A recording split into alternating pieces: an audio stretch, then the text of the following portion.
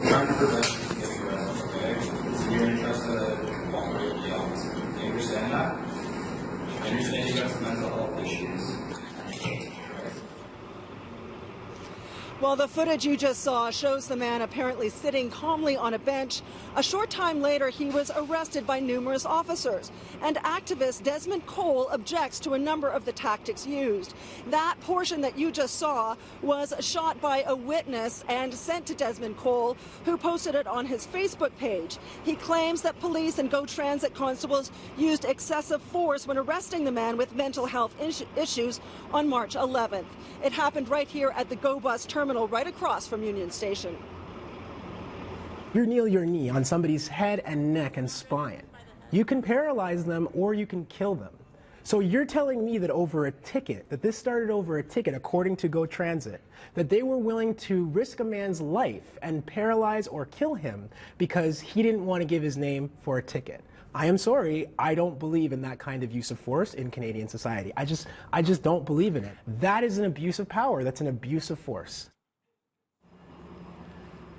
Now, a spokesperson for Metrolinx, which runs GO Transit, says the officers behaved appropriately and that the edited version of the video does not show the violent behavior that justified the officers' actions. They say they have 90 minutes of their own security footage, but they would not let CityNews view the video.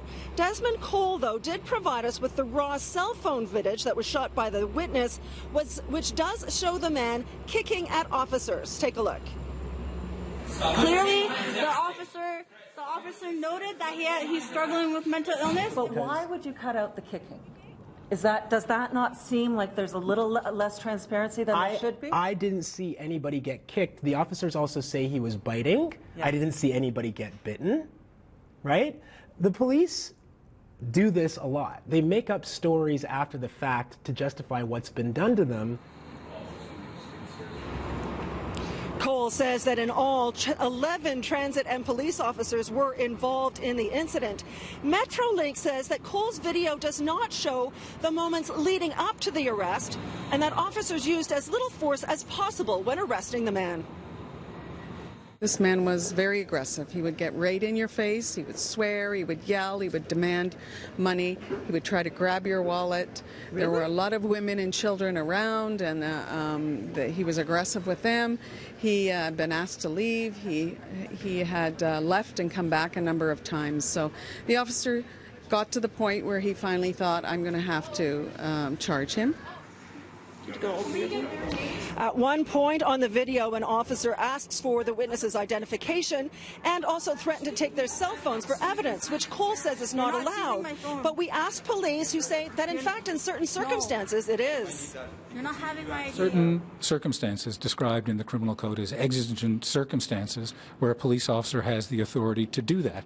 He has to do other things first, but there is the authority in what's thought to be a limited number of cases for officers to seize evidence. The other thing that's important to note is that if you do have the authority to seize the phone, you don't have the authority to examine the data on the phone. For that, it is absolutely clear that you need a warrant.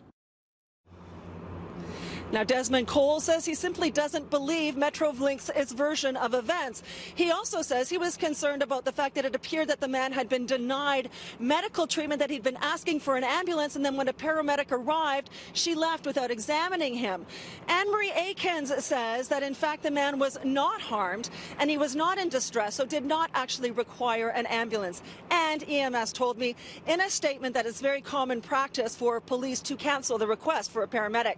The man also has been charged, I want to tell you, with a solicit in an aggressive manner, obstructing a peace officer, assaulting a police officer, as well as failing to comply with probation.